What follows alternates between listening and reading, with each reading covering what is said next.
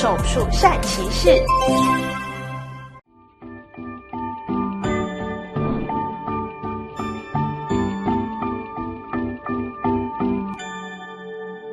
鼻咽癌的成因目前不明，大部分统计起来应该跟基因、环境等等的因素相关。所以就地区的统计而言，它好发在东南亚、中国东南沿海等等的区域。举例来讲，广东、广西、香港、台湾、新加坡等等，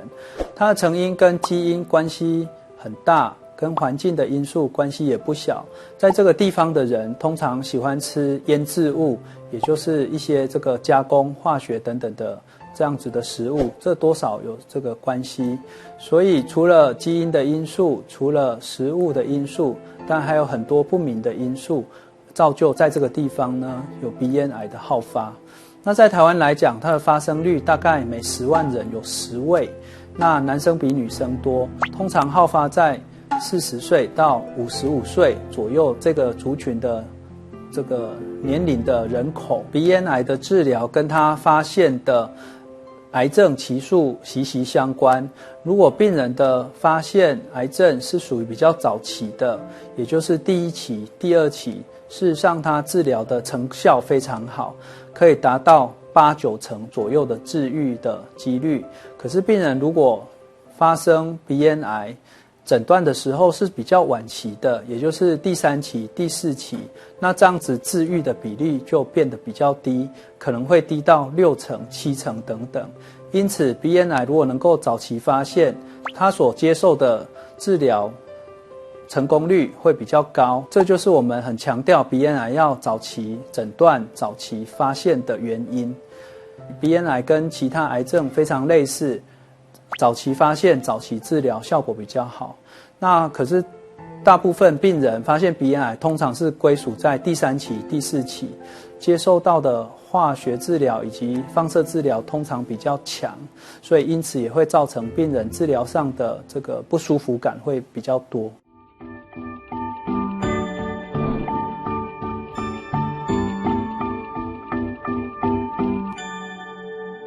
那临床上怎么样去诊断头痛、鼻塞，特别是单边的鼻塞，以及流鼻血、颈部肿块等等的症状，应该寻求耳鼻喉科医师的诊断，或是到医院进行内视镜的检查。所以在门诊我们会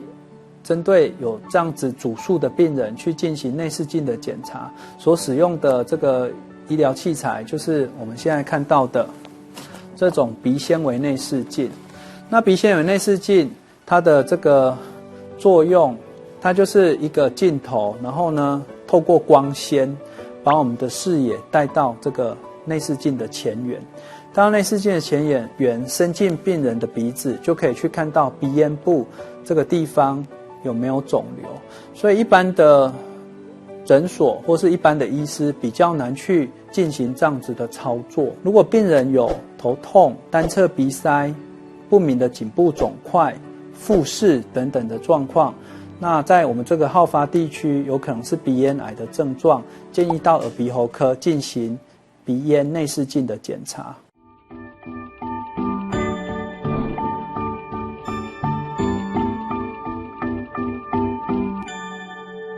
如果病人早期发现，第1期通常不会有淋巴的转移，那这时候透过放射治疗就可以在5年内有9成的治愈率。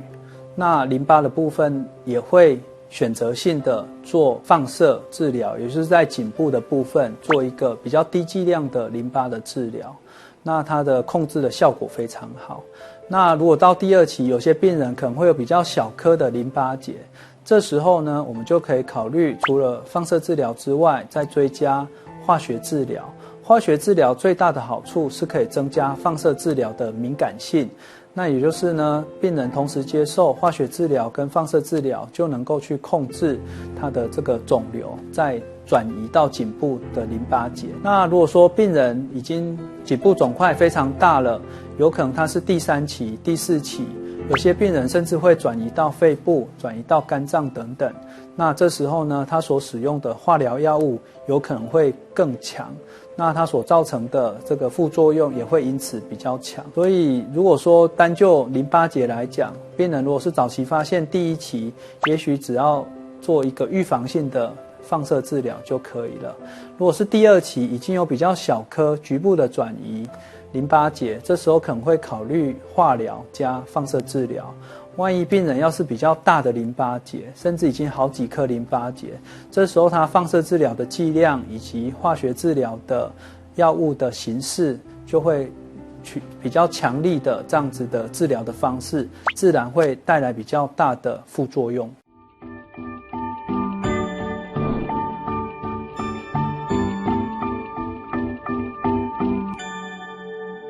鼻咽癌一般的起始治疗都是放射治疗，那看它的罹患癌症的期数，有可能会追加化学治疗。一般手术不会使用于一开始诊断鼻咽癌的病人。鼻咽癌的手术治疗一般都是使用在病人有复发性的鼻咽癌，或者是说呢，它有残留性的鼻咽癌。那也就是说，病人接受化疗、放射治疗之后，还有残存的鼻咽癌，这样子的情况之下，才会在临床上进行手术。那因为鼻咽癌深入鼻腔的最深处，所使用的都是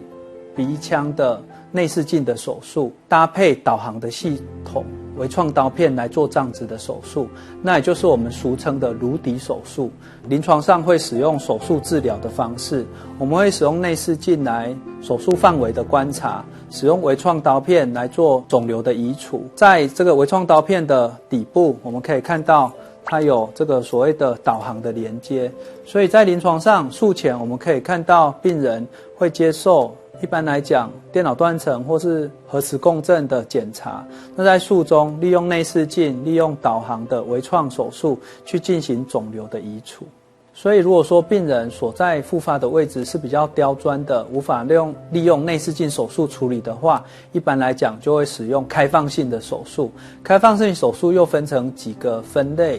有所谓的经鼻，那是把这个鼻腔从这外面把它打开，或是经口，把这个上颌这个地方呢做这个组织的移除，然后把它整个掀开。掀开之后，我们就可以看到复发性的鼻咽癌在这个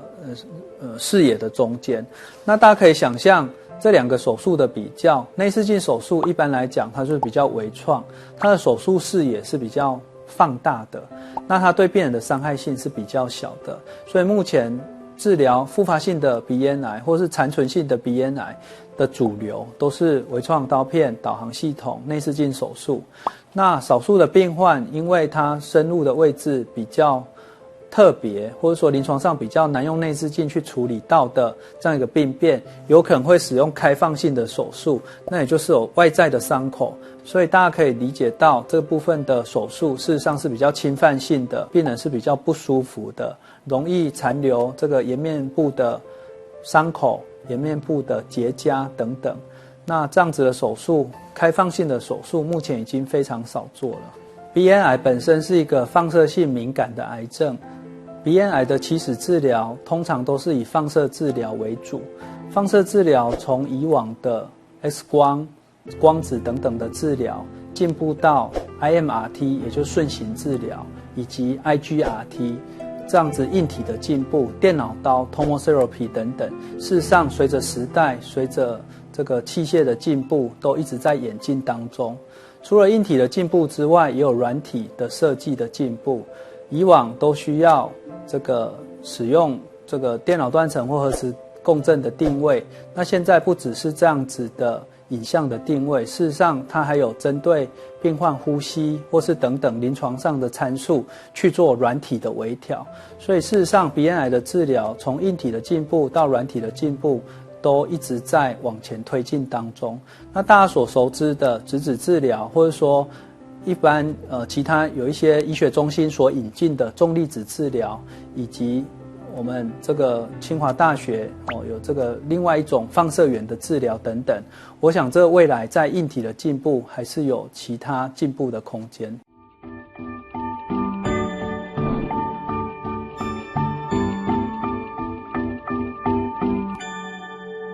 鼻咽癌相对其他的癌症，事实上它是一个相对来讲比较容易处理的癌症。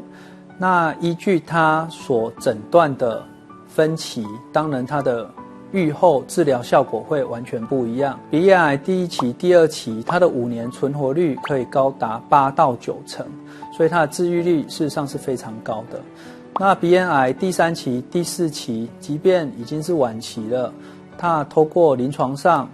使用化学治疗、放射治疗，事实上5年的存活率也可以达到7成到8成左右，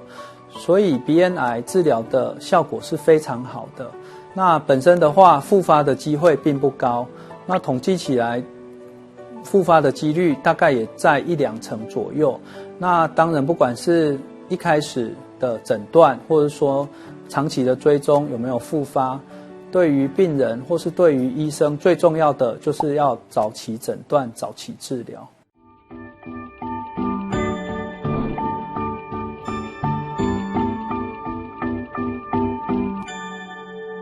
鼻咽癌它本身是一个放射性敏感的癌症，所以鼻咽癌的治疗很重要的一项工具就是放射治疗。那放射治疗的范围会针对疾病、癌症的位置有一个放射的梯度，这个放射梯度当然就是在鼻咽的部分会最高。那根据它侵犯到的位置，比如说鼻腔内，比如说这个颈部，比如说下颈部这个地方做一个放射的梯度，所以在这个范围里面